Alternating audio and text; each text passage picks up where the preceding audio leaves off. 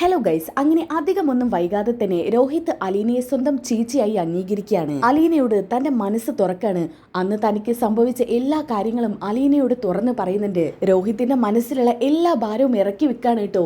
എന്നിട്ട് ലാസ്റ്റ് ആയിട്ട് അലീനയെ ഒന്ന് കെട്ടിപ്പിടിക്കുന്നുണ്ട്, ഒന്ന് മുറുക്കി ഹഗ് ചെയ്യുന്നുണ്ട്. എന്നിട്ട് രോഹിത് പൊട്ടി പൊട്ടി കരഞ്ഞ് ക്ഷമ ചോദിക്കുന്നുണ്ട് കേട്ടോ അലീനയോട്. എന്റെ സ്വന്തം ചേച്ചിയാണല്ലോ ഞാൻ അങ്ങനെയൊക്കെ ചെയ്യാൻ നോക്കിയത്. അതും അവൻ പറയുന്നത് കേട്ടിട്ട് ഞാൻ എൻ്റെ ചോരയെ തന്നെ. ചേച്ചി, ഈ പാപിയായ എന്നോട് ക്ഷമിക്കില്ലേ ചേച്ചി? ഇതൊക്കെ പറഞ്ഞുകൊണ്ട് അലീനയുടെ അടുത്ത് സങ്കടപ്പെട്ട് പറയാനിട്ടോ. ആ സമയത്ത് അലീന ആശ്വസിപ്പിക്കുന്നുണ്ട് രോഹിത്തിനെ. അപ്പൊ തന്നെ കാലിൽ വീഴാൻ പോയ രോഹിത്തിനെ എടുത്ത് എഴുന്നേൽപ്പിക്കുന്നുണ്ട് അലീന. എന്നിട്ട് പറയുന്നുണ്ട്, നീ ഒരിക്കലും എന്നോട് ക്ഷമ ചോദിക്കണ്ട എന്നൊക്കെ പറഞ്ഞ് അലീന ആശ്വസിപ്പിക്കുന്നുണ്ട് കേട്ടോ. എന്നാൽ അവിടുന്ന് അധികം വൈകാതെ തന്നെ വൈജ മുറിക്കകത്തോട്ട് വരുന്നുണ്ട്. അവിടെ വെച്ച് അലീനയോട് വളരെ മോശമായിട്ട് വൈജ പെരുമാറുന്നുണ്ട് കേട്ടോ. ഇത് കണ്ടപ്പോൾ രോഹിത്തിന് ആകെപ്പാട് ദേഷ്യം വരുന്നുണ്ട്. രോഹിത് ആണെങ്കിൽ നില മറന്ന് പ്രതികരിക്കുന്നുണ്ട്. സത്യം പറഞ്ഞ രോഹിത്തിന്റെ പെട്ടെന്നുള്ള മാറ്റം കണ്ടിട്ട് വൈജ ഞെട്ടിപ്പോകും. അത് മാത്രമല്ല, അലീന രോഹിത്തിന്റെ വായിൽ നിന്നും ഒരു ഞെട്ടിക്കുന്ന സത്യം തിരിച്ചറിയുന്നുണ്ട്. സത്യം പറഞ്ഞ കേട്ട പാടത്തന്നെ അലീനയ്ക്ക് അത് വിശ്വസിക്കാൻ പറ്റുന്നില്ല കേട്ടോ. അലീന ആ ഒരു സംഭവം കേട്ടിട്ട് സ്തംഭിച്ച് നിന്ന് പോവാണ്. അപ്പോൾ ഈ ഒരു സംഭവ വികാസങ്ങൾ അടങ്ങിയ ഒരു ട്വിസ്റ്റ് നിറഞ്ഞ എപ്പിസോഡാണ് ഇന്ന് പറയാൻ പോകുന്നത്. അപ്പൊ നമുക്ക് എന്തായാലും എപ്പിസോഡിലോട്ട് കിടക്കാം.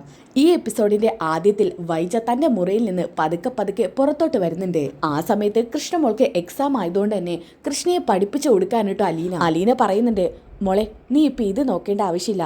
എക്സാമിന് ഇതിനേക്കാൾ കൂടുതൽ ചിലപ്പോൾ ഈ ഭാഗത്തു നിന്നായിരിക്കും ചോദിക്കുക. എന്നാ പിന്നെ ഇത് തന്നെ പഠിക്കാലേ. ആ സമയത്താണ് വൈജ ഇത് കേട്ടുകൊണ്ട് വരുന്നത്. കൃഷ്ണേ, എന്താ അമ്മേ? എന്താണോ? അമ്മയ്ക്ക് എന്തെങ്കിലും വേണോ? അപ്പം അലീന പറയുന്നുണ്ട്, വേണമെങ്കിൽ മേഡത്തിനൊന്ന് വിളിച്ചുകൂടായിരുന്നോ? ഞാൻ അങ്ങോട്ട് വരുമായിരുന്നല്ലോ. എടി, ഞാൻ നിന്നോട് സംസാരിച്ചോ? ഇല്ലല്ലോ. ഞാൻ എൻ്റെ മോളോടാ ചോദിച്ചത്. അതിനുള്ള മറുപടി അവൾ തന്നാ മതി. അമ്മേ, അതിന് അമ്മയൊന്നും ചോദിച്ചില്ലല്ലോ. ചോദിക്കടി, നിനക്ക് എക്സാമൊക്കെ അല്ലേ വരുന്നത്? അമ്മേ, എക്സാം വരുന്നു എന്നല്ല, എക്സാം നടന്നുകൊണ്ടിരിക്കുക. എന്തായാലും എക്സാമിന് ടെക്സ്റ്റ് ബുക്കിൽ നിന്ന് എവിടെ നിന്ന് വേണമെങ്കിലും ചോദിക്കാം. അവരിവരും പറയുന്നത് കേട്ടിട്ടേ ഓരോ ഭാഗം വിട്ടുപോയിട്ട് അവസാനം അവിടെ ചെല്ലുമ്പോൾ അത് തന്നെയായിരിക്കും ക്വസ്റ്റ്യൻ വരിക.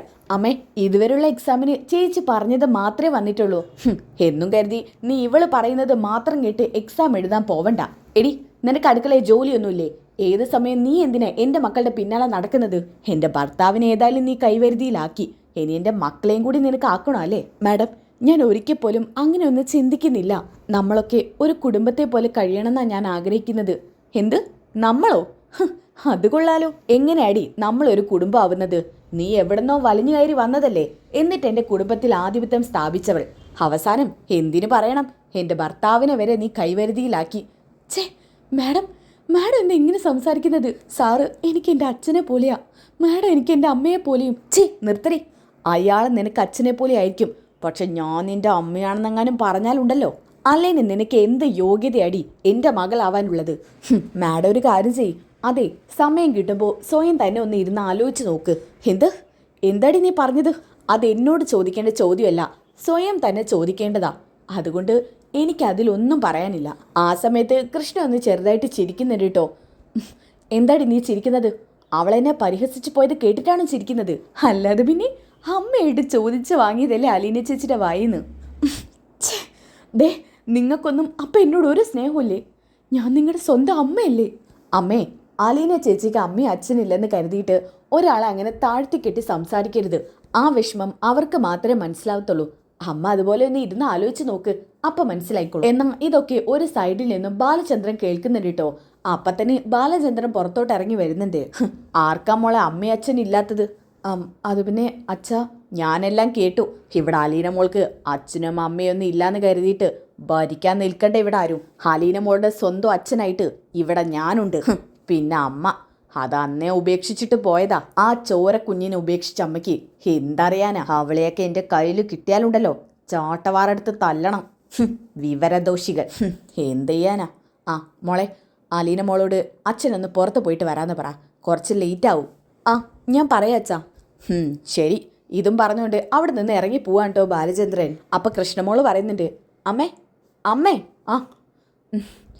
എടി, ഇപ്പം പോയ നിന്റെ തന്തയുടെ മകള് തന്നെയാണോ ഇവള്? ഇനി ഞാനറിയാത്ത വല്ല ബന്ധത്തിലുണ്ടായതാണോന്ന് എനിക്കൊരു സംശയമുണ്ട്. ഇപ്പം അങ്ങനെ പറഞ്ഞിട്ട് പോയത് അതാണല്ലോ, അയാളുടെ സ്വന്തം മകളാണെന്ന്. ചിലപ്പോൾ അതുകൊണ്ടായിരിക്കാം എന്നിൽ നിന്നും അയാൾക്കൊരു അകലം. അപ്പോൾ കൃഷ്ണമോള് മനസ്സിൽ കരുതുന്നുണ്ട് കേട്ടോ. അങ്ങനെ എൻ്റെ അച്ഛനല്ല പോയത്, അമ്മ തന്നെയാ അബദ്ധത്തിൽ ചെന്ന് ചാടിയത്.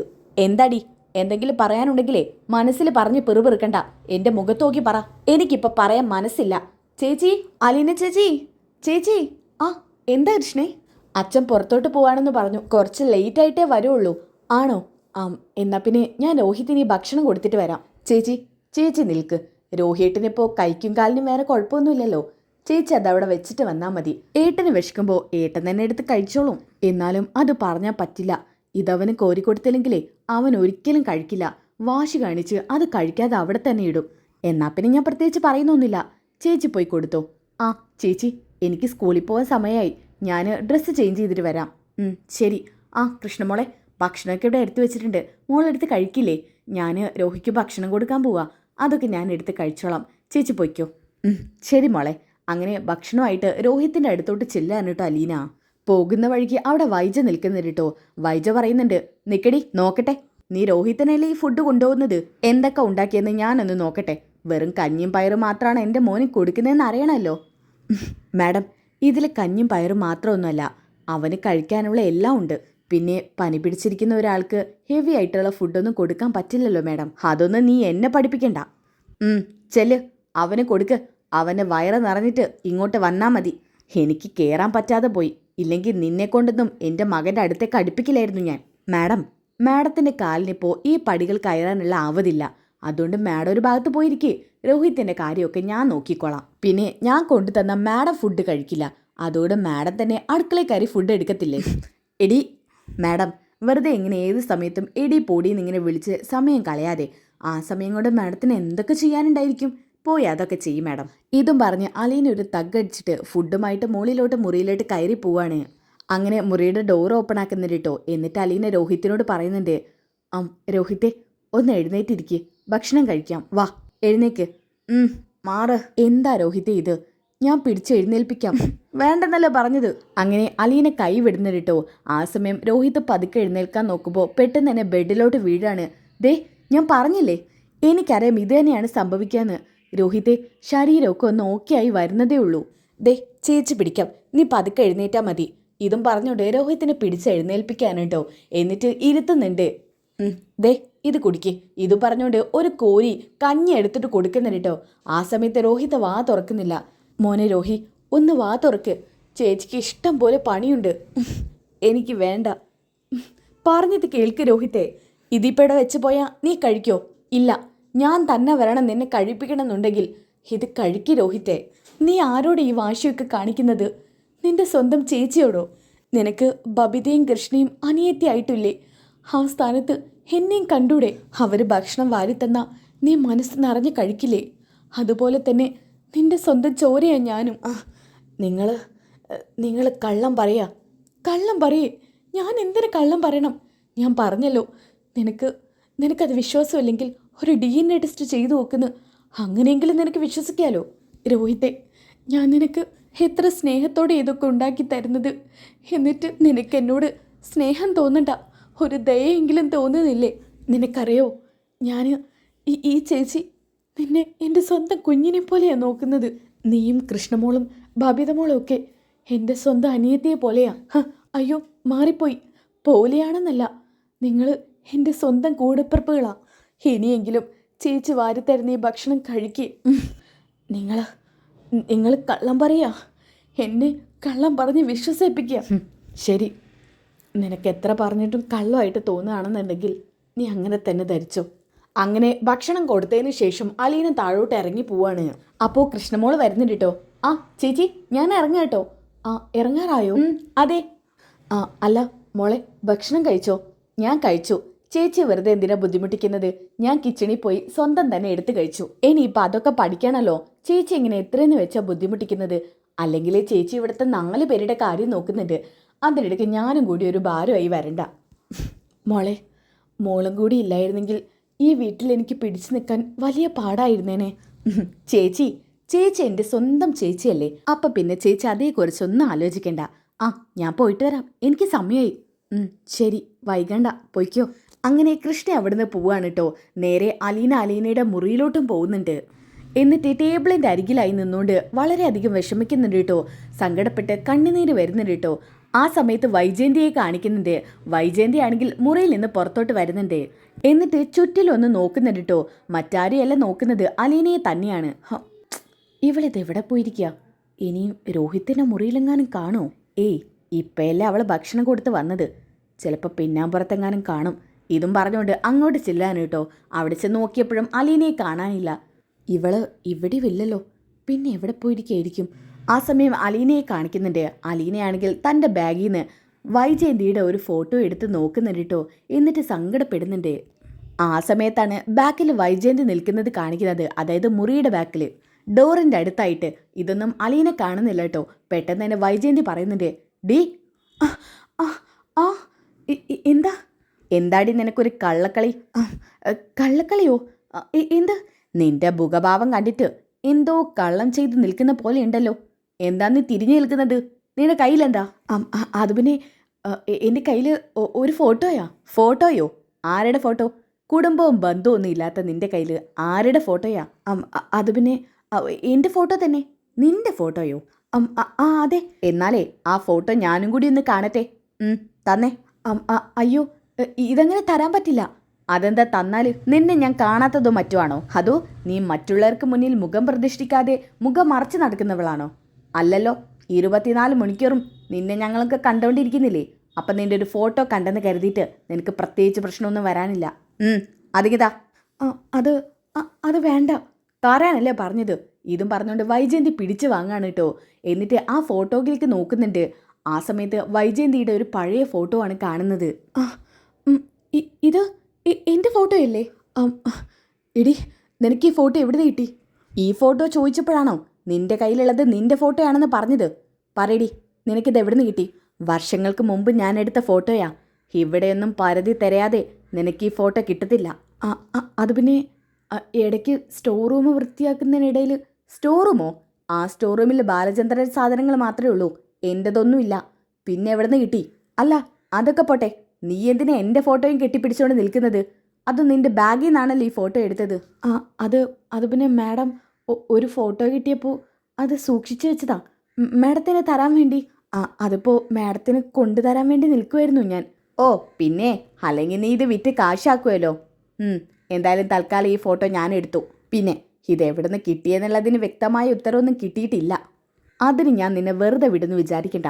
എന്തായാലും ഇവിടുത്തെ നിന്റെ അച്ഛനെന്ന് പറയുന്ന വ്യക്തി വരട്ടെ, ബാലചന്ദ്രൻ, എന്നിട്ട് വിചാരണയ്ക്ക് വെക്കാം. ഇതും പറഞ്ഞ് വൈജയന്തി ഡോറിന് അരികിലോട്ട് നടക്കുന്ന സമയത്ത് പെട്ടെന്ന് തന്നെ വൈജയന്തി അവിടെ നിൽക്കുകയാണ്. എന്നിട്ട് ആ ഡോറാണെങ്കിൽ തിരിഞ്ഞു നിന്ന് കുറ്റിയിടുന്നുണ്ട്.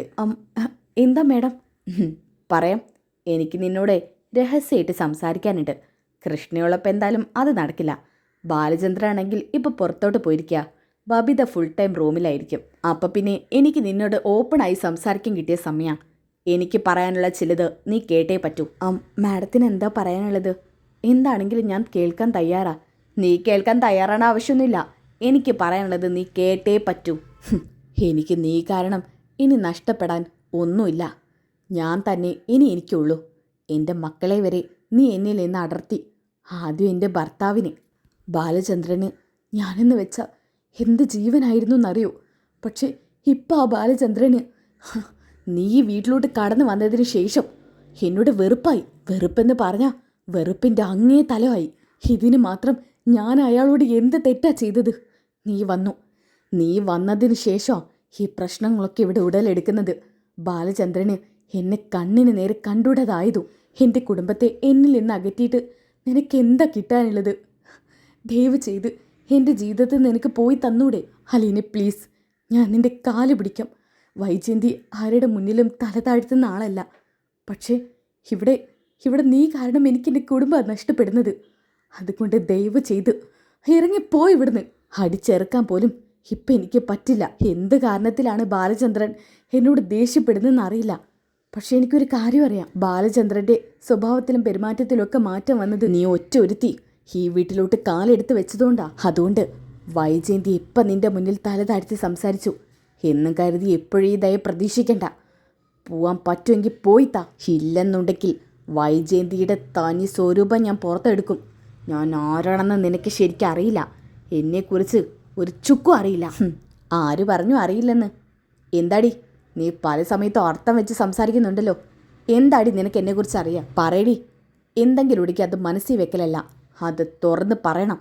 എന്തെങ്കിലും പറയാനുണ്ടെങ്കിൽ പറഞ്ഞു. അങ്ങനെ എല്ലാം വെട്ടി തുറന്ന് പറഞ്ഞാലേ ചിലപ്പം ഈ വൈജയന്തിക്ക് ഇവിടെ നിൽക്കാൻ പറ്റിയെന്ന് വരില്ല. അതുകൊണ്ട് ഇപ്പം എനിക്ക് പറയാൻ മനസ്സില്ല. പിന്നെ മാഡത്തിൻ്റെ കുടുംബത്തെ ഞാൻ നശിപ്പിച്ചിട്ടൊന്നുമില്ല. സാറ് എന്നെ ഒരു മകളായിട്ടാണ് കാണുന്നത്.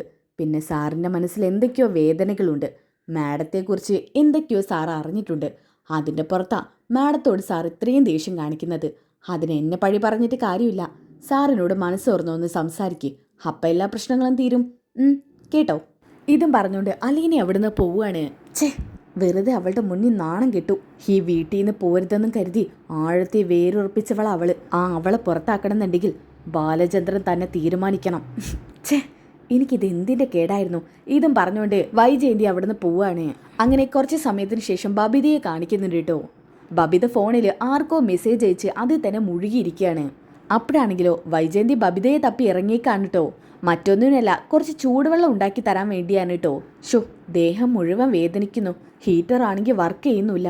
കുറച്ച് ചൂടുവെള്ളം കിട്ടിയിരുന്നെങ്കിൽ ഒന്ന് ആശ്വാസത്തിൽ കുളിക്കായിരുന്നു. ഇനിയിപ്പം ഞാൻ ചെന്ന് എങ്ങനെയാ ഉണ്ടാക്കുക? ഒരു കാര്യം ചെയ്യാം, ബബിത ഉണ്ടാവില്ലേ ഇവിടെ, അവളോട് ഉണ്ടാക്കി തരാൻ പറയാം. ഇതും പറഞ്ഞുകൊണ്ട് ബബിത അന്വേഷിച്ച് പുറത്തോട്ട് ഇറങ്ങാൻ കേട്ടോ. അതായത് റൂമിൻ്റെ പുറത്തോട്ട് ഇറങ്ങാണ് വൈജ. ബബിതേ, എടി ബബിതേ, ബബിതേ, എടി ബബിതേ. ഇവള് വിളി കേൾക്കുന്നില്ലല്ലോ. ഇതെവിടെ പോയിരിക്കാണാവോ? എന്നാ ആ വിളി കേട്ടോണ്ട് ഓടി എത്തുന്നുണ്ട് അലീന. മാഡത്തിന് എന്താ വേണ്ടത്? എന്തിനാ ബബിതയെ വിളിക്കുന്നത്? കുടുംബക്കാളിക്ക് എത്തി. അല്ല, എനിക്കറിയാൻ പാടില്ല എന്ന് ചോദിക്കുക. നീ എന്തിനാടി ഞാൻ എൻ്റെ മക്കളെ വിളിക്കുമ്പോൾ ഇങ്ങ് ഓടിയെത്തുന്നത്? ഞാൻ നിന്നെയാണോ വിളിച്ചത്? അത് പിന്നെ മാഡം, എന്തെങ്കിലും ആവശ്യത്തിന് ബബിതയെ വിളിക്കുകയായിരിക്കും എന്ന് കരുതി. ആണെങ്കിൽ എനിക്ക് എന്തെങ്കിലും ആവശ്യം ഉണ്ടെങ്കിലേ എൻ്റെ മക്കൾ ചെയ്തു തന്നോളും. നീ അതിൽ കയറി ഇടപെടണ്ട കേട്ടോ. നിനക്ക് സേവിക്കാനും പരിപാലിക്കാനും ഇവിടെ കുറേ പേരുണ്ടല്ലോ. ആ കൂട്ടത്തിൽ നീ എന്നെ പെടുത്താൻ നിൽക്കണ്ട. എൻ്റെ കൺമുമ്പിൽ നിന്ന് എങ്ങോട്ടെങ്കിലും പോടി. ബബിതേ, എടി ബബിതേ. ഇവളെവിടെ പോയി കിടക്കാനാവോ? ഇതും പറഞ്ഞുകൊണ്ട് നേരെ ബബിതയുടെ റൂമിലോട്ട് പോവാണ് വൈജ. അപ്പോൾ അലീന മനസ്സിൽ കരുതുന്നുണ്ട്, എന്തെങ്കിലും ആവശ്യം പറഞ്ഞ് അങ്ങോട്ട് ചെല്ലും, ഇപ്പം റെഡിയാക്കി തരും. കിട്ടിയാലേ പഠിക്കുള്ളൂ എന്ന് വെച്ചാൽ എന്താ ചെയ്യുക? ഇതും പറഞ്ഞ് അലീന കിച്ചവളോട്ട് തന്നെ പോവാണ്.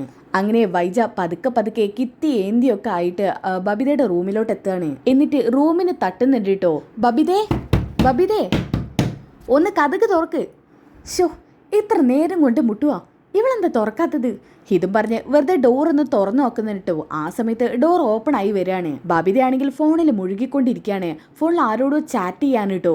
ചെവിയിലാണെങ്കിൽ ഹെഡ്സെറ്റ് വെച്ചിട്ടുണ്ട്. ഇത് കണ്ട പാടത്തന്നെ വൈജയന്തിക്ക് ദേഷ്യം ഇരട്ടിക്കാണ് കേട്ടോ. ഹിടി നിന്റെ ഒരു ഇതും പറഞ്ഞുകൊണ്ട് ഹെഡ്സെറ്റ് എടുത്ത് താഴോട്ട് ഒരൊറ്റ ഏറിയാണ്. അമ്മ ഇതെന്താ ചെയ്തത്? പിന്നെ ഞാൻ എന്ത് ചെയ്യണോടി? നിനക്ക് പരിസരബോധം വല്ലതും ഉണ്ടോ? ഈ വീട്ടിലൊരു കള്ളൻ കയറിയപ്പോലും നീയൊന്നും അറിയില്ല. കള്ളനാണെന്ന് പറയേണ്ട ആവശ്യം എന്താ? ഇവിടെ ഒരു കള്ളിയുണ്ടല്ലോ, കുടുംബ കലക്കി. അവൾ ഈ വീട്ടിൽ നിന്ന് വിലപിടിപ്പുള്ളത് പോലും എടുത്തോണ്ട് പോയാൽ നിങ്ങൾ ആരും അറിയത്തില്ലല്ലോ. അമ്മയ്ക്കിപ്പോൾ എന്താ വേണ്ടത്? എന്താ വേണ്ടതെന്നോ? വയ്യാതെ ഒരു അമ്മ മുറിയിൽ കിടക്കുന്നുണ്ട്. ആ സ്ത്രീ കഴിച്ചോ കുടിച്ചോ എന്നൊന്നും ചോദിക്കാൻ ആരുമില്ല. കൃഷ്ണമോളെ എന്തെങ്കിലും ഒന്ന് ചോദിക്കുമായിരുന്നു. ഇപ്പം അതുമില്ല. അവള് ക്ലാസ്സിന് പോയല്ലോ. പിന്നെ ഇപ്പം ചോദിക്കാനും പറയാനും ചെയ്തു തരാനൊക്കെ നീ മാത്രമല്ലേ ഇവിടെ ഉള്ളൂ. നീ എൻ്റെ അടുത്ത് വന്നിട്ട് എനിക്ക് എന്തെങ്കിലും വേണമെന്ന് ചോദിച്ചോ? അതൊക്കെ പോട്ടെ, അറ്റ്ലീസ്റ്റ് ഞാൻ മരുന്നെങ്കിലും കഴിച്ചോന്ന് നീ ചോദിക്കുന്നുണ്ടോ? എൻ്റെ അമ്മ, ഇതൊക്കെ ഞാൻ ചോദിക്കേണ്ട ആവശ്യമുണ്ടോ? അമ്മയ്ക്ക് ആഹാരം എടുത്തു തരാൻ അലീന അവിടെ ഇല്ലേ? മരുന്നും അവളെ എടുത്തു തരില്ലേ? പിന്നെ എന്തെങ്കിലും ആവശ്യമുണ്ടെങ്കിൽ അവളോട് പറഞ്ഞാൽ പോരെ. ഇതൊക്കെ ഞാൻ എന്തിനാ അമ്മയെ ചോദിക്കുന്നത്? അതിനല്ലേ അവളെപ്പോലെ ഒരു വേലക്കാരിയെ ഇവിടെ നിർത്തിയേക്കുന്നത്. ബബിതേ, നീ വെറുതെ എന്നെ ദേഷ്യം പിടിപ്പിക്കണ്ട. എനിക്ക് അവൾ ഇഷ്ടമല്ലെന്ന് നിനക്ക് അറിഞ്ഞൂടെ? അപ്പം പിന്നെ ഞാൻ എങ്ങനെ അവളോട് എൻ്റെ ആവശ്യങ്ങൾ പറയാം? അമ്മേ, ഞാനിപ്പോൾ എന്താ വേണ്ടത്? അമ്മയ്ക്കിപ്പോൾ എന്ത് വേണം? എനിക്ക് കുറച്ച് ചൂടുവെള്ളം വേണം. അതിനാണോ അമ്മ എന്നെ ഇങ്ങനെ വിളിച്ച് കൂവുന്നത്? ഡൈനിങ് ഹാളിൽ ടേബിളിൽ എപ്പോഴും അലീന ചൂടുവെള്ളം എടുത്ത് വെക്കാറുണ്ട്. അതിൽ നിന്ന് എടുത്ത് കുടിച്ചൂടെ? എനിക്ക് ആ ഹോട്ട് വാട്ടർ അല്ല വേണ്ടത്, കുളിക്കാൻ ഹോട്ട് വാട്ടർ വേണം. അതിന് നീ എനിക്ക് ചൂടുവെള്ളം ഉണ്ടാക്കി തരണം കുളിക്കാൻ. ഇതാണോ പ്രശ്നം? എൻ്റെ അമ്മ മറന്നുപോയോ? ബാത്റൂമിൽ ചെന്ന് ഹീറ്റർ ഓണാക്കി കഴിഞ്ഞാൽ നല്ല അസല് ചൂടുവെള്ളം കിട്ടും. അതിപ്പം നീ പറഞ്ഞു തരേണ്ടതുണ്ടോ? പിന്നെന്താ അമ്മയുടെ വിഷയം? കുളിക്കാൻ ആ വെള്ളം പോരെ? ഞാൻ തന്നെ ഉണ്ടാക്കി തരണമെന്ന് എന്താ ഇത്ര നിർബന്ധം? എടി, അതിന് എൻ്റെ റൂമിലെ ഹീറ്റർ വർക്ക് ചെയ്യുന്നില്ല. ഇതെന്തൊരു കഷ്ടം. എന്നാൽ പിന്നെ അമ്മ ഒരു കാര്യം ചെയ്യും, അമ്മയുടെ ഡ്രസ്സ് എടുത്തിട്ട് വാ. എൻ്റെ മുറിയിൽ നിന്ന് കുളിച്ചോ. ഇവിടുത്തെ ഹീറ്റർ വർക്ക് ചെയ്യുന്നുണ്ട്. അതൊന്നും പറ്റത്തില്ല. എനിക്ക് എൻ്റെ മുറിയിൽ നിന്ന് തന്നെ കുളിക്കണം. അങ്ങനെ അമ്മയ്ക്ക് വാശിയാണോ? ആ, വാശിയുണ്ടെന്ന് കൂട്ടിക്കോ. എന്നാൽ പിന്നെ അമ്മ കുളിക്കണ്ട, അവിടെ തന്നെ നിന്നോ. എനിക്കൊന്നും വയ്യ ചൂടുവെള്ളം ഉണ്ടാക്കി തരാൻ. അല്ലെങ്കിൽ പിന്നെ അമ്മ അലീനോട് പറ. എടി, കൃഷ്ണമോൾ ഉണ്ടായിരുന്നെങ്കിൽ എനിക്ക് ഉണ്ടാക്കി തന്നേനെ.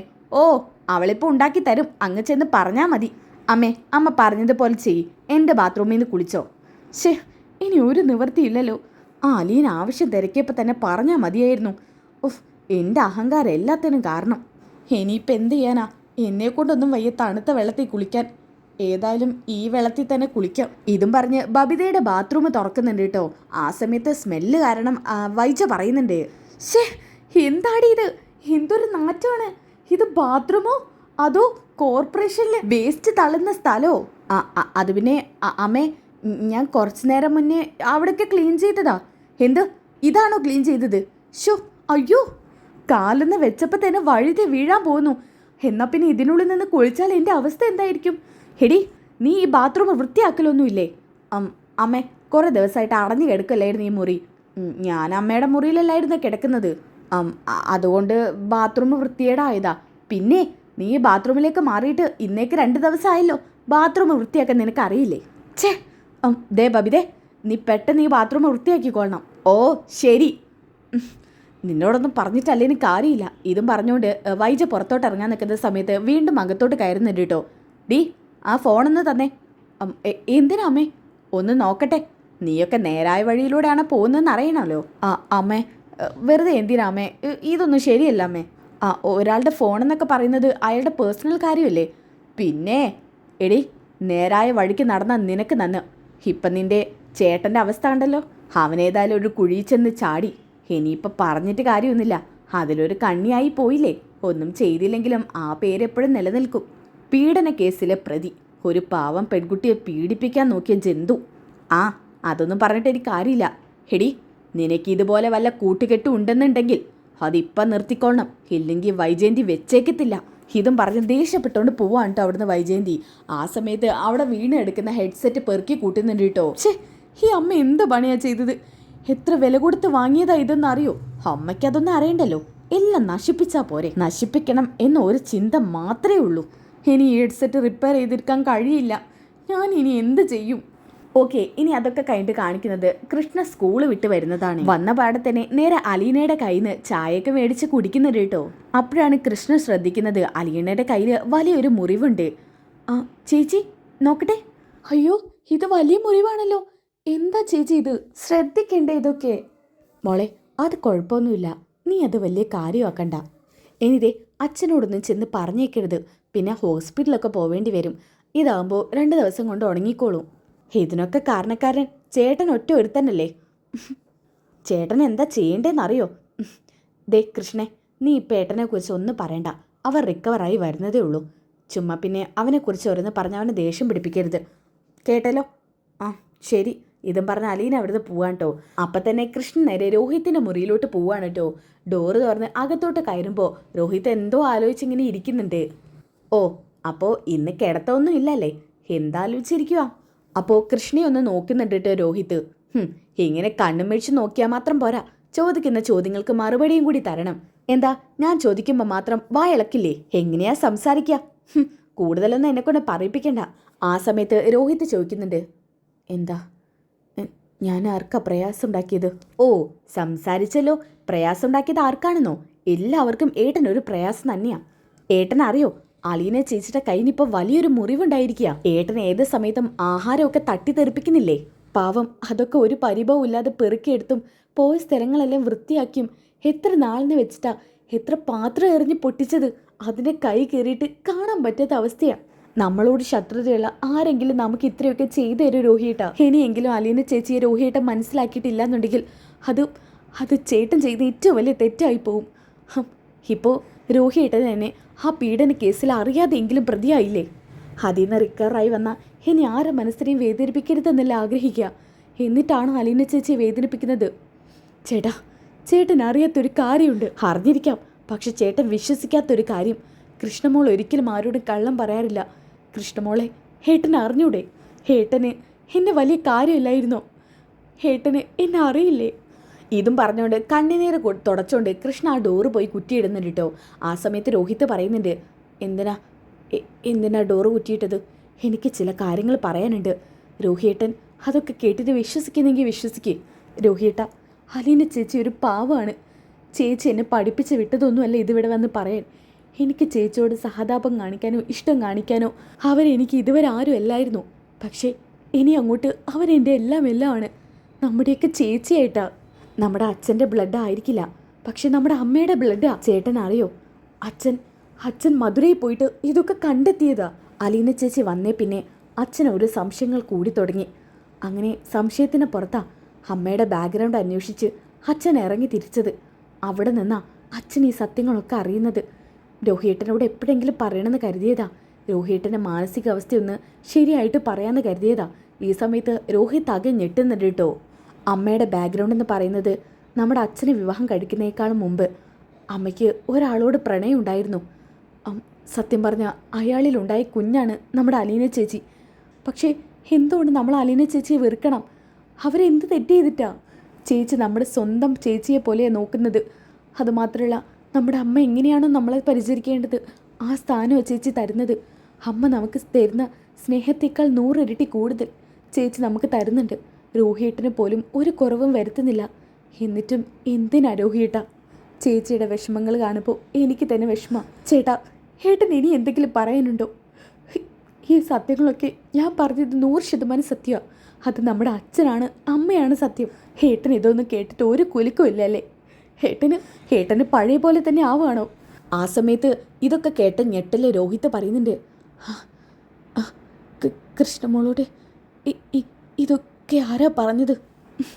ഈ ചോദ്യം ഞാൻ പ്രതീക്ഷിച്ചതാ. എന്നോട് വേറെ ആരുമില്ല, അച്ഛൻ തന്നെയാ. അച്ഛൻ കുറച്ച് നാളായിട്ട് വല്ലാത്ത ഡെസ്പായിരുന്നു. അമ്മയോട് ഏത് സമയം ദേഷ്യം കാർത്ത് സംസാരിക്കുക. ഇതൊക്കെ കണ്ടപ്പോൾ ഞാൻ വിവരം തിരക്കിയതാ. എന്നോട് അച്ഛൻ മനസ്സ് തുറന്നതാ. ആ സമയത്ത് നമ്മുടെ അച്ഛൻ നമ്മുടെ ഭാവിക്ക് ദോഷം വരുന്നത് എന്തെങ്കിലും ചെയ്യുന്ന രോഹിയേട്ടന് തോന്നുന്നുണ്ടോ? കൃഷ്ണേ, നീ പറഞ്ഞതൊക്കെ സത്യമാണോ? സത്യമാണ് രോഹിയേട്ട. രോഹിയേട്ടൻ വിശ്വസിച്ചാലേ ഇല്ലെങ്കിലും ഇതാണ് സത്യം. അത് പറഞ്ഞുകൊണ്ടിരിക്കുന്ന സമയത്താണ് ഡോറിനെ മുട്ടി വെക്കുന്നത് കേട്ടോ. ഇത് കണ്ടപ്പോൾ തന്നെ കണ്ണുനീരൊക്കെ പെട്ടെന്ന് തുടച്ചുകൊണ്ട് ഡോർ ഓപ്പൺ ആക്കുകയാണ് കൃഷ്ണ. അപ്പോൾ അവിടെ വന്ന് നിൽക്കുന്നത് ബാലചന്ദ്രനാണ്. നീ ഇതിനകത്തുണ്ടായിരുന്നോ? അത് പിന്നെ അച്ഛാ, രോഹിയേട്ടനൊരു കമ്പനി കൊടുക്കാൻ വേണ്ടിയിട്ട്. അല്ല, അതിനെന്താ ഡോറ് കുറ്റിയിട്ടേക്കുന്നത്? അത് എന്താ അച്ഛൻ കാണുന്നില്ലേ രോഹിയേട്ടൻ അലീന ചേച്ചിയോട് ദേഷ്യം കാണിക്കുന്നതൊക്കെ? ഇന്ന് അലീന ചേച്ചിയുടെ കൈ വലിയ രീതിയിൽ മുറിഞ്ഞിരിക്കുകയായിരുന്നു. ആ സമയത്ത് എനിക്ക് രോഹിയേട്ടനോട് വല്ലാത്ത ദേഷ്യം തോന്നി. എന്നിട്ട് ഞാൻ അന്ന് അച്ഛൻ പറഞ്ഞതെല്ലാം പറഞ്ഞു. കൃഷ്ണേ, ഇവൻ്റെ ഹെൽത്ത് ഇപ്പോൾ ഓക്കെ അല്ലെന്ന് അറിഞ്ഞൂടെ? ആ സമയത്താണോ ഇത്? അച്ഛ, പറയാതിരിക്കാൻ വയ്യ അച്ഛ. അലീന ചേച്ചിയായിട്ട് കഷ്ടപ്പെടുത്തുന്നതിന് ഒരറ്റ ഓക്കില്ലേ? ഞാൻ കേട്ടതൊക്കെ സത്യമാണോ? എന്താ അച്ഛ ഒന്നും പറയാത്തത്? സത്യമാണോന്ന്? അത് പിന്നെ മോനെ രോഹി, പറയച്ച, സത്യമാണോ? അലീന ചേച്ചി എൻ്റെ സ്വന്തം ചേച്ചിയാണോ? അതെ, പക്ഷേ അത് മുന്നേ പറഞ്ഞതാണല്ലോ. നീ അന്നൊന്നും അത് വിശ്വസിക്കാൻ കൂട്ടാക്കിയിട്ടില്ലല്ലോ.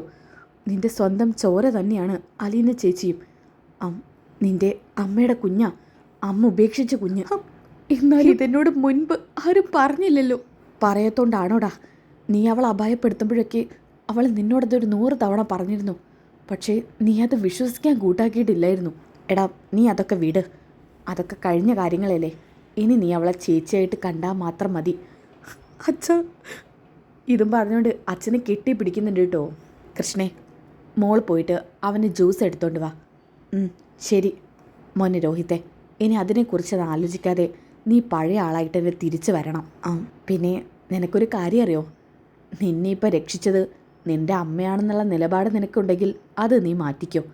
ആ പെൺകുട്ടി മൊഴി മാറ്റി പറയാൻ കാരണം നിൻ്റെ ആ ചേച്ചി തന്നെയാണ്, നിൻ്റെ സ്വന്തം രക്തബന്ധം. അവൾ നിനക്ക് വേണ്ടി കഷ്ടപ്പെട്ടിട്ടാ ആ കുട്ടി മൊഴി മാറ്റി പറഞ്ഞത്. പിന്നെ സത്യം എന്താണോ അത് മാത്രമേ അലീന കോടതിയിൽ പറയാൻ പറഞ്ഞിട്ടുള്ളൂ. അന്ന് നീ ആ കൂട്ടത്തിലുണ്ടായിരുന്നെങ്കിലും നീ ആ കുട്ടി ഒന്നും ചെയ്തിട്ടില്ലെന്ന് ആ കുട്ടി പറയാൻ കാരണക്കാരി അലീന തന്നെയാണ്. നിൻ്റെ ഇപ്പോഴത്തെ അതേ അവസ്ഥയിലായിരുന്നു ആ കുട്ടിയും. അതിനെങ്ങനെയാ? എല്ലാവരും കൂടി ചേർന്നല്ല ആ കുട്ടിയെ അതിൽ നിന്ന് റിക്കവറാക്കിയെടുത്തതും അലീന തന്നെയാണ്. അതിനുശേഷം നിനക്ക് വേണ്ടി ആ കുട്ടിയോട് സംസാരിക്കാൻ പറഞ്ഞതും അലീനയാണ്. നിങ്ങളെപ്പോലെ ആ കുട്ടിക്ക് അലീന ഇപ്പോഴും ചേച്ചി തന്നെയാണ്. അച്ഛ, ഞാൻ ചേച്ചി മനസ്സിലാക്കിയില്ലല്ലോ. പോട്ടെ മോനെ, വൈകിയാണെങ്കിലും നീ കാര്യങ്ങളൊക്കെ അറിഞ്ഞല്ലോ. അച്ഛന് പോയിട്ട് കുറച്ച് തിരക്കുണ്ട്. പിന്നെ അമ്മ എങ്ങാനും ഇത് കണ്ടുകൊണ്ട് വന്നാൽ അത് പ്രശ്നമാവും. ഞാൻ അങ്ങോട്ട് പോട്ടെ. ശരി. ഇതും പറഞ്ഞ് രോഹിത്തിനൊരു ഭാഗത്തിരുത്തിയിട്ട് അവിടെ നിന്ന് ബാലചന്ദ്രൻ പോവാണ് കേട്ടോ. അങ്ങനെ അതൊക്കെ കഴിഞ്ഞപ്പോൾ അലീനയാണ് ജ്യൂസും കൊണ്ട് മുറിക്കകത്തോട്ട് കയറി വരുന്നത്. ആഹാ, ഇതെന്തേ കാണുന്നത്? രോഹിത് എഴുന്നേറ്റിരുന്നോ? ഇങ്ങനെ ഓരോ ദിവസം കൂടുന്തോറും ഓരോ മാറ്റങ്ങൾ ഉണ്ടായിക്കൊണ്ടിരിക്കും. അത് രോഹിത്തിൻ്റെ ലൈഫിലെ ഏറ്റവും നല്ല ചേഞ്ച് ആവും. ദാ, നിനക്ക് മരുന്ന് കഴിക്കാനുള്ളതാ. അതിനു മുമ്പേ ഈ ജ്യൂസ് ഒന്ന് അകത്താക്ക്. പിടിക്ക്. വേണ്ട, ഞാൻ കുടിച്ചോളാം. ഇങ്ങ് തന്നേക്ക്. അത് ശരി, ഇത് നല്ല മാറ്റമാണല്ലോ. സ്വയം വാങ്ങി കുടിക്കോ അതോ താഴെ എറിഞ്ഞ് പൊട്ടിക്കോ? ഇല്ല, ഇനി ചേച്ചി ഞാൻ ബുദ്ധിമുട്ടാക്കില്ല. ചേച്ചിയോ? ഇതെന്താ രോഹിത്തെ ഒരു മാറ്റം? ചേച്ചി ഇത് കേട്ടോണ്ടാണ് കേട്ടോ വൈജ മുറിക്കകത്തോട്ട് വരുന്നത്. ഡാ, ഇവള് നിന്റെ ചേച്ചിയൊന്നും അല്ല. ഈ വീട്ടിലൊരു സെർവൻറ്റ്. നിനക്ക് വേണ്ട ആവശ്യങ്ങളൊക്കെ ചെയ്തു തരുന്ന ഒരു പെണ്ണ്. അത്ര കരുതിയാൽ മതി. അവളെ ചേച്ചിയൊന്നൊന്നും വിളിക്കാൻ നിൽക്കണ്ട. ദേ, ഇവളും ആണുങ്ങളെ വശീകരിക്കാൻ പറ്റിയ കൂട്ടത്തിലുള്ളവളാ. നിന്നെ ഇനിയും വശീകരിക്കുമെന്ന് എനിക്ക് പേടിയുണ്ട്. എന്താ നിങ്ങൾ ഇങ്ങനെയൊക്കെ സംസാരിക്കുന്നത്? രോഹിത് എന്നെക്കുറിച്ച് എന്താ കരുതുക? കരുതട്ടടി. നീ അങ്ങനെ വലിയ പുണ്യവതിയൊന്നും ആവണ്ട. നീയേ എൻ്റെ ഭർത്താവിനെ എന്നിൽ നിന്ന് അകറ്റിയവളാ. ഡാ, ഇവളായിട്ട് കൂടുതൽ കൂട്ടൊന്നും വേണ്ട. കൊണ്ടു തരുന്ന ആഹാരം കഴിച്ചാൽ മാത്രം മതി. അത് അമ്മ പറഞ്ഞാൽ പോരല്ലോ. എന്താ നിനക്കിപ്പോൾ നാവ് പൊന്തിയോ? അതെന്താ ഞാൻ പറഞ്ഞ പോരെ? വേറെ ആര് പറയണം? എന്താടി, നീ എൻ്റെ മോനെ കൈവശപ്പെടുത്തിയേക്കുവാണോ? അമ്മ എന്തിനാ ചേച്ചി വഴക്ക് പറയുന്നത്? അത് ശരി, ഇപ്പം ഇവളെ വഴക്ക് പറയുന്നതിന് നീ എന്നെ കുറ്റപ്പെടുത്തുവാണോ? അമ്മയൊന്നും മുറിന്ന് പോകുന്നുണ്ടോ? കൊള്ളാം, ഏതായാലും നന്നായിക്കുന്നു. നീയൊക്കെ കൂടിയേ ഹോസ്പിറ്റലിൽ നിന്ന് കൊണ്ടുവന്ന മരുന്നാണോ കൊടുക്കുന്നത്? അതോ കൈവശം ജ്യൂസിലാക്കി ചാഞ്ഞ് കലർത്തി കൊടുക്കുവാണോ? അമ്മയോട് പോവാനല്ലേ പറഞ്ഞത്? ചേച്ചി എന്നെ ഒരു അക്ഷരം പോലും പറഞ്ഞു പോരുത്. ഇതൊക്കെ കണ്ടിട്ടാണെങ്കിൽ അലീന ഞെട്ടിക്കൊണ്ട് രോഹിത്തിനെ തന്നെ നോക്കി നിൽക്കാൻ കേട്ടോ. എന്തെങ്കിലുമൊക്കെ ആവ്. ഭർത്താവിനെ പിരിച്ച് ഇനി എൻ്റെ മക്കളെയും പിരിക്കടി. സന്തോഷമായിട്ട് എൻ്റെ കുടുംബത്തിന് കൂടെ. എന്നിട്ട് നീ അങ്ങ് അർമാദിച്ച് ജീവിച്ചോ. കഷ്ടം. ഇതും പറഞ്ഞുകൊണ്ട് അവിടെ നിന്ന് ദേഷ്യം പിടിച്ച് വൈജയന്തി പോവാണ് കേട്ടോ. ആ സമയത്ത് രോഹിത്ത് പറയുന്നുണ്ട്, ചേച്ചി അമ്മ പറയുന്നതൊന്നും ചേച്ചി കാര്യമാക്കരുത്. എടാ രോഹിത്തെ മോനെ, നിനക്ക് എന്താ സംഭവിച്ചത്? എന്ത് മാറ്റം ഉണ്ടായത്? ചേച്ചി എൻ്റെ സ്വന്തം ചേച്ചിയാണെന്നറിയാൻ ഞാൻ ഒരുപാട് വൈകിപ്പോയി. സോറി ചേച്ചി. ഇപ്പം എന്താ അങ്ങനെ വിശ്വസിക്കാൻ തക്ക കാര്യങ്ങളുണ്ടായി. ചേച്ചി എന്നോട് ക്ഷമിക്കണം. ഞാനൊന്ന് ചേച്ചി ഹഗ് ചെയ്തോട്ടെ? അത് മറ്റൊരർത്ഥത്തിലല്ല. എൻ്റെ സ്വന്തം ചേച്ചിയായിട്ട്. അതിനെന്താ രോഹിത്തെ? ഇതും പറഞ്ഞ് അവർ ഹഗ് ചെയ്യുന്നിട്ടോ. എന്നിട്ട് പറയുന്നുണ്ട്, ചേച്ചി സോറി ചേച്ചി. എൻ്റെ ചേച്ചിയെ പോലും ഞാൻ വെറുതെ വിട്ടില്ലല്ലോ. എൻ്റെ സ്വന്തം ചോരയാണല്ലോ ഞാൻ. എടാ, ഇനി അതേക്കുറിച്ചൊന്നും പറയില്ല രോഹിത്തെ. അറിവില്ലായ്മയുടെ പുറത്തല്ല നീ ഇതൊക്കെ ചെയ്തത്. അത് ഈ ചേച്ചി ക്ഷമിക്കും. ഇനി എന്നും എന്നെ സ്വന്തം ചേച്ചിയായിട്ട് മാത്രം കണ്ടാൽ മതി. അതിലുപരി ഞാനൊന്നും ഈ വീട്ടിൽ നിന്ന് ആഗ്രഹിക്കുന്നില്ല. നിങ്ങളുടെയൊക്കെ സ്നേഹം, ആ സ്നേഹം കൊണ്ട് സന്തോഷത്തോടെ ഈ വീട്ടിൽ കഴിയണം. അത് മാത്രമേ അലീന ചേച്ചിക്കുള്ളൂ. നിങ്ങളുടെ എല്ലാ കാര്യം ഈ ചേച്ചി നോക്കും. ഒരമ്മയുടെ സ്ഥാനത്ത് നിന്ന് എന്തിനാ? ഞങ്ങൾ അമ്മയെ പോലെയല്ലേ ചേച്ചി. ചേച്ചിയെ മനസ്സിലാക്കാൻ ഈ രോഹിത്തിന് ഇത്രയും കാലം എടുക്കേണ്ടി വന്നു. സോറി ചേച്ചി. എനിക്ക് മാപ്പ് തരണം. അയ്യോ, നീ എന്നോട് മാപ്പൊന്നും ചോദിക്കല്ലേ. ഇതൊക്കെ പറഞ്ഞുകൊണ്ട് അവർ സന്തോഷത്തോടു കൂടി ഹഗ് ചെയ്യുന്നുണ്ട് കേട്ടോ. ഓക്കെ, ഇനി എന്തായാലും കിടിലൻ ട്വിസ്റ്റുകൾ നിറഞ്ഞ എപ്പിസോഡാണ് കേട്ടോ. രോഹിത് എന്തായാലും അലീനയോട് പറയുന്നുണ്ട്, എനിക്കും കൂടി ആ പെൺകുട്ടിയെ ചെന്ന് കാണണം, അതായത് രേവതി കുട്ടിയെ. അങ്ങനെ അവർ രണ്ടുപേരും കൂടി ചെന്ന് രേവതി കുട്ടിയെ കാണാൻ വേണ്ടി പോകുന്നുണ്ട്. ആ ഒരു കിടലൻ എപ്പിസോഡും പിന്നെ വൈജയന്തി തകർക്കാൻ വേണ്ടിയിട്ട് രോഹിത്തും അലീനയും കൂടി സംസാരിക്കുന്നതും ഒക്കെ അടിപൊളി ട്വിസ്റ്റുകൾ നിറഞ്ഞ എപ്പിസോഡുകളാണ് ഇനി വരാനിരിക്കുന്നത്. അപ്പോൾ ആ എപ്പിസോഡുകൾ കിട്ടാൻ വേണ്ടി ചാനൽ സബ്സ്ക്രൈബ് ചെയ്യുക, വീഡിയോ ഒന്ന് ലൈക്ക് ചെയ്യുക, നെക്സ്റ്റ് എപ്പിസോഡ് ഒന്ന് കമൻറ്റ് ചെയ്യുക. അടുത്ത വീഡിയോയിൽ കാണുന്നവരേക്കും എല്ലാവർക്കും ബൈ ഗൈസ്.